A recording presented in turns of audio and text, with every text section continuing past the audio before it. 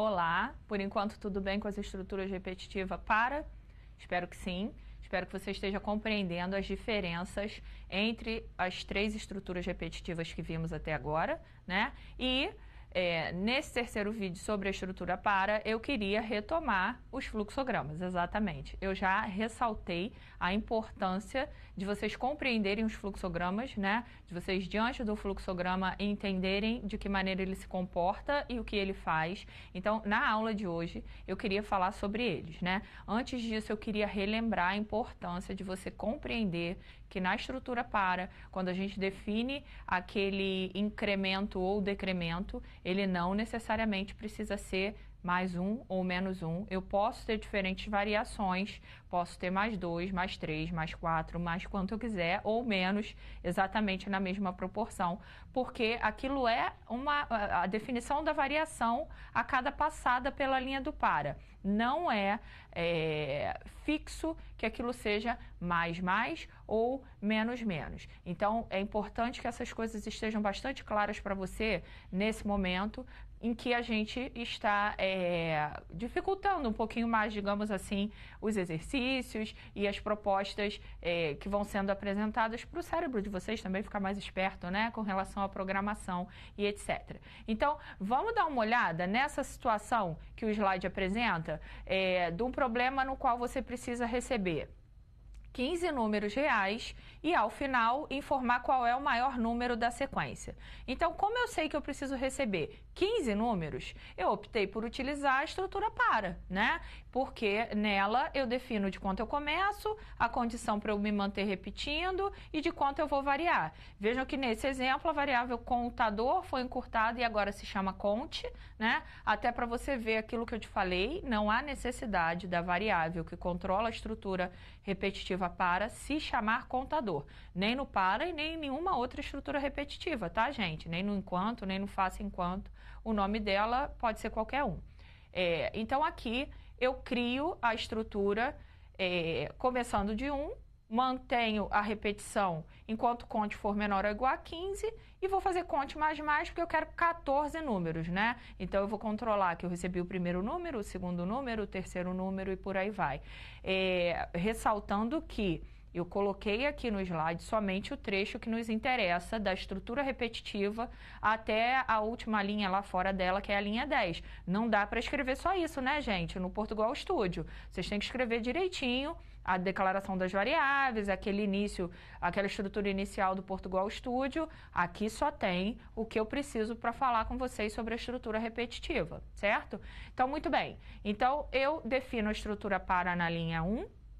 Lá na linha 3, eu crio uma mensagem para o usuário saber o que eu quero dele, daquele jeito que eu falei para vocês, ó, vai aparecer na tela assim, informe o primeiro número, informe o segundo número, porque eu estou montando uma mensagem para ele utilizando a variável conte, que vai variar de 1 a 15, né? Então, eu consigo montar uma mensagem bonitinha para o usuário, para ele saber exatamente qual número ele está digitando. Ele vai digitar 15 números, né? Se eu não puser esse conte, só colocar informe o número, informe o número, informe o número, ele não vai saber que número ele está digitando, e isso é importante para ele saber, bom, estou quase acabando a sequência, ou estou no meio da sequência. Isso é importante para ele saber em que momento desse algoritmo ele está. E aí o número que o usuário me fala, eu armazeno na variável num. O que é que esse algoritmo tem que descobrir? O maior número da sequência. Então, eu tenho uma variável maior, que está sendo referenciada na linha 7, que foi inicializada com 0. Então, na linha 5, eu testo o seguinte, bom, se o número que o usuário digitou, que é o que está armazenado em num, for maior do que o que está armazenado na variável maior, eu troco. Então, maior vai receber esse número que o usuário digitou, certo? Se não for, não faço nada, eu deixo o número que está em maior lá, ok? E aí, na linha 9, eu tenho a finalização do para. Vou para a linha 10? Não, tenho que voltar para a linha 1 para poder testar se eu já cheguei ao número, ao 15º número, ou se eu ainda tenho que pedir número para o usuário, né? E fico nesta repetição descrita aí da linha 1 até a linha 9. Quando eu terminar, quando eu já tiver lido 15 números e for lá na linha 1 e fizer conte mais, conte vai virar 16. Quando eu testar na condição, conte menor ou igual a 15, 16 menor ou igual a 15, não é, vai dar falso. Então, eu não posso entrar na estrutura repetitiva, não posso fazer a linha 3. Eu tenho que ir lá para fora da estrutura repetitiva, né? Para a linha exatamente abaixo dela, que é a linha 10. E aí, eu boto na tela o maior número informado foi e exibo o que está armazenado na variável maior, ok? Então, aqui a gente vai ver o fluxograma.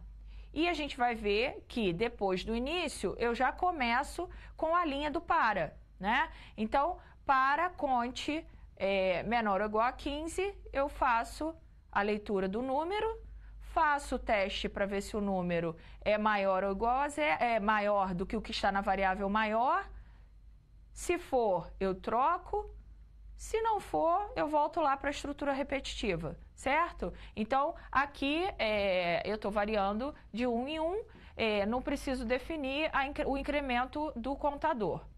Não foi, o contador lá da linha do para, não foi menor ou igual a 15, eu tenho que finalizar. Eu vou exibir o maior, que é aquilo que a gente vê na linha 10, e finalizo o fluxograma, certo? Então, visualmente, a representação da repetição do para é igual à visualização, ao símbolo que usamos no enquanto e no faça enquanto, certo? Agora, veja esse outro problema no qual eu tenho que receber uma sequência de 10 números inteiros e mostrar ao final do recebimento da sequência quantos números múltiplos de 3 foram informados. Então, eu crio uma repetição que vai variar de 1 até 10. Então, o conte começa com 1, inicializado com 1. Vou repetir enquanto conte menor ou igual a 10 e vou fazer conte mais, né? Vou fazer a variação de 1 em 1. Então, o usuário me diz o número, um número qualquer, eu guardo na variável num e testo se esse número é múltiplo de 3. Como é que eu testo isso? If num percentual 3 igual a 0, lembra desse operador que ele vai dividir o número por 3 e analisar o resto. Se o resto da divisão do número por 3 é 0, é porque este número é múltiplo de 3, né? Se não fosse, o resto seria diferente. Bom, se esse número é múltiplo de 3, conforme o teste da linha 5, então QTDM3, quantidade de múltiplo de 3, mais igual a 1.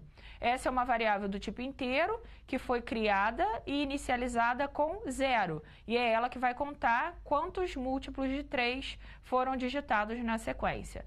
Vou me manter nessa repetição, né? Da linha 9 eu volto para 1.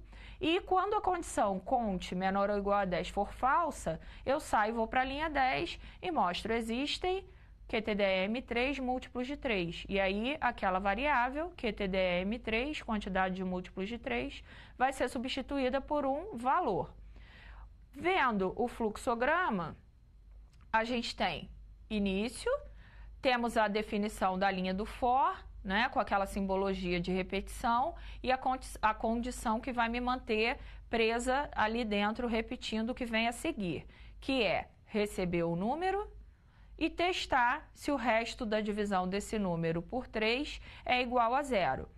Se for, eu incremento o QTDM3, se não for, não tem nada para eu fazer, eu retomo a estrutura repetitiva, volto lá para a linha 1 para testar se conte continua sendo menor ou igual a 10. Bom, a hora que conte não for mais menor ou igual a 10, eu tenho que fazer aquele cout que a gente vê na linha 10, que é para mostrar para o usuário quantos múltiplos de 3 foram digitados. Então, eu faço a exibição e finalizo o fluxograma.